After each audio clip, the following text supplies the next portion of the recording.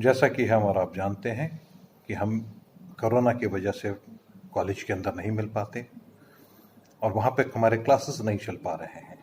इसलिए कॉलेज की तरफ से ये प्रबंध किया गया है कि हम और आप ऑनलाइन क्लासेस के थ्रू जुड़ने वाले होने पाए। और हम अब इस ऑनलाइन क्लास में आज हम आपको एग्रोनॉमी का इरिगेशन चैप्टर में से दो टॉपिक को हम लेकर के चलेंगे, जिसमें कि पहला टॉपिक तो ये है कि इरिगेशन है क्या और दूसरा इरिगेशन क्यों आवश्यक है, पहले खेत के लिए और फिर आगे देखेंगे पौधों के लिए। तो सबसे पहली चीज ये है कि इरिगेशन आवश्यक है क्यों, आवश्यक इरिगेशन है क्या, व्हाट इज इरिगेशन, सिंचाई किसे कहते हैं और सिंचाई की क्या आवश्यकता है, इसके हम सर्वप्रथम देखेंगे। और पहली चीज तो हम ये जानना चाहते हैं, हम आपको ये बताना चाहते हैं कि पौधों के लिए चार चीज बहुत ही आवश्यक हैं। बगैर इसके इन चारों के पौधे अपने ग्रोथ को और अपने रिप्रोडक्शन को, इवन वो जर्मिनेट ही नहीं कर पाएंगे अगर ये चार चीज उनको नहीं मिलती है। नंबर 1 जल, नंबर 2 वायु, नंबर 3 धूप और नंबर 4 भूमि, यानी कि water, air, sunlight and soil. If they are not going to get these four basic natural things, they can't even grow. वो उत्पन्न ही नहीं हो सकते, वो उत्पन्न ही नहीं हो सकते। तो इन चार चीजों में चारों की चारों चीजें प्राकृतिक रूप से पौधों को दी जाती हैं, लेकिन उसमें यह है कि वो सीमित हैं, दे आर लिमिटेड, जिसमें से ना ही हम वायु को, ना ही हम धूप को, ना ही हम भूमि को बढ़ा सकते हैं। लेकिन जल की आपूर्ति हम कृत्रिम रूप से खेत में दे करके पौधों की आवश्यकताओं को, उसकी पानी की आवश्यकता को हम पूरा कर सकते हैं। ये कृत्रिम रूप से खेतों में पानी देने की प्रक्रिया को ही हम इरिगेशन कहते हैं। अगर हम इसको डेफिनेशन के तरीके से लें तो उसको कहा जाए, उसको हम इस तरीके से कह सकते हैं, फसलों के सफल उत्पादन हेतु पौधों की वृद्धि के लिए मृदा में आवश्यक नमी बनाए रखने के लिए कृत्रिम ढंग से जल देने की क्रिया को सिंचाई कहते हैं। और अगर हम इसको इंग्लिश में लें तो इसको कहेंगे the application of water to the soil for the purpose of supplying moisture essential for plant growth is termed as irrigation। यानी कि फसलों के सफल उत्पादन होता है जर्मिनेशन से लेकर के हार्वेस्टिंग तक। फसल के सफल उत्पादन के लिए हम जब कभी भी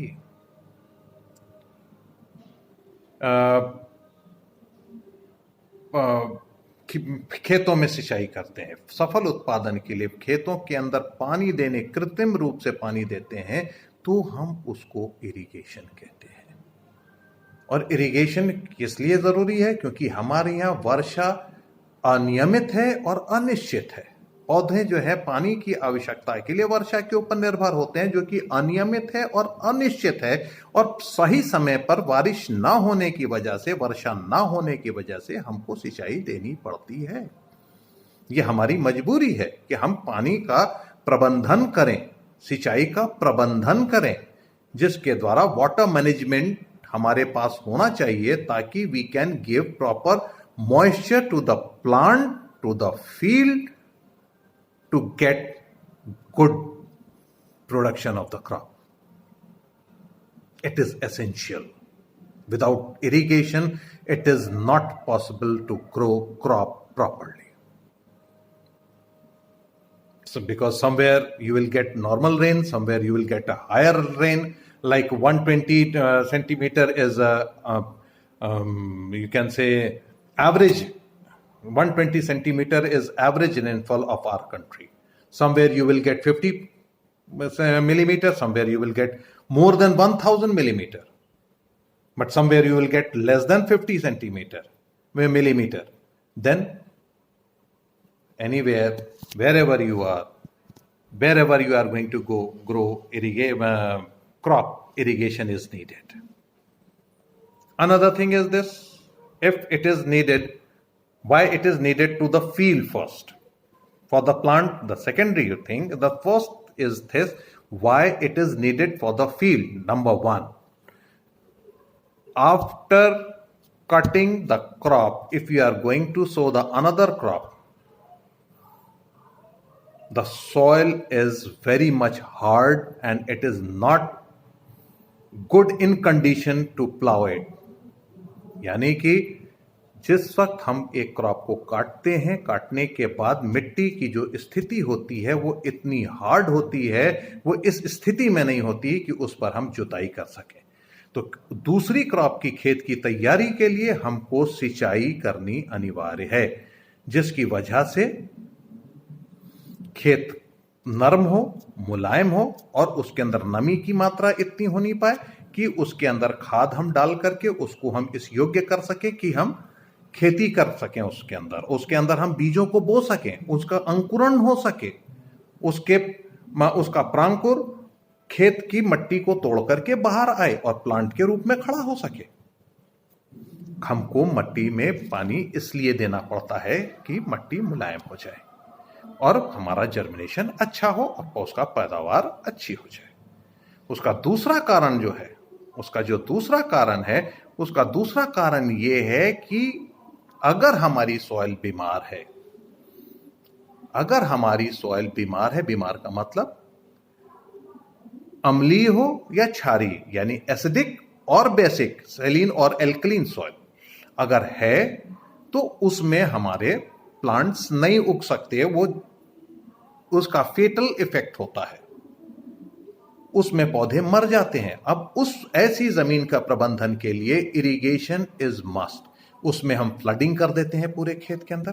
उसमें फ्लडिंग कर देने के बाद उसके अंदर जब उसका सॉल्ट उस पानी के अंदर घुलनशील हो जाता है, तो जब उसमें घुलने लगता है, तो जब सॉल्ट उस पानी में घुल जाता तो या तो हम उसको ड्रेन आउट कर देते हैं या उसको लीच डाउन कर देते हैं, यानी जमीन के नीचे कर देते हैं, इतना नीचे कि प्लांट के रूट जोन से वो नीचे चली जाए। और जब वो प्लांट के रूट जोन से वो नीचे चली जाएगी तो वो रूट जोन सेफ हो जाता है और वहां हमारी फसल हो सकती है, या फिर हम पानी को खेत में से बहा दें ताकि वो जो भी सॉल्ट, एक्सेस ऑफ सॉल्ट जो कि हमारे प्लांट के लिए जरूरी नहीं है, जो कि प्लांट को हमारे मार देता है, हमको उसको उस सरफेस पर से, जिस सरफेस में हमारा प्लांट होना है, उस प्रोफाइल पर से, उस सॉइल प्रोफाइल या सॉइल होराइजन पर से उस सॉल्ट को हम मूव आउट करा देते हैं, जिससे कि हम अच्छे फसल को प्राप्त कर सकें। यह अभी इसके आगे भी हम आपको बताएंगे और भी क्या कारण है, इसके आगे हम आपको और भी बताएंगे। अभी तो हम आपको बताएंगे जमीन के लिए और क्यों आवश्यक है पानी, सिंचाई, और उसके बाद फिर बताएंगे प्लांट के लिए क्यों अनिवार्य है ये सिंचाई। आगे के क्लास में, आगे के पीरियड में अब हम आपको इसके बारे में बताएंगे। अब आज के लिए इतना काफी है। आपको कुछ प्रश्न दिए जाएंगे, उसका आप उत्तर जो मैंने बताया उसके आधार पर आप हमें दीजिए। अगर जो चीज ना समझ में आए आप हमसे पूछिए, हम आपको उसको उत्तर देते चले जाएंगे।